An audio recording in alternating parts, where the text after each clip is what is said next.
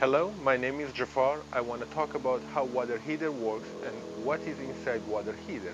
This water heater is 50-gallon electric. We replaced it today and I cut behind the water heater so I can show you what is inside this water heater. When you're facing your water heater, you see a two panel, one in the top and other one is it's in bottom. This is the place for installing element and a thermostat. Right now I'm gonna switch the water heater so you can see what is inside.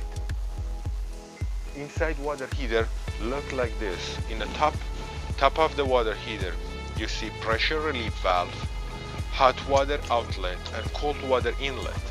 And from inside you can see this plastic pipe, they call it deep tube, anode pressure relief valve and hot water outlet.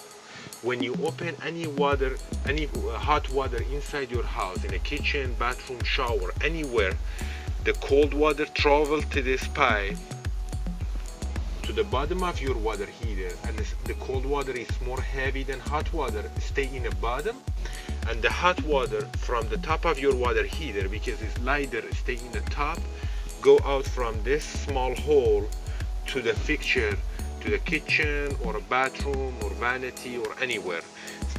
In the bottom of your water heater you see the element, and in the bottom you see a lot of sediment sitting in the bottom of water heater. Sediment in the bottom of your water heater is any solid material that settles to the bottom.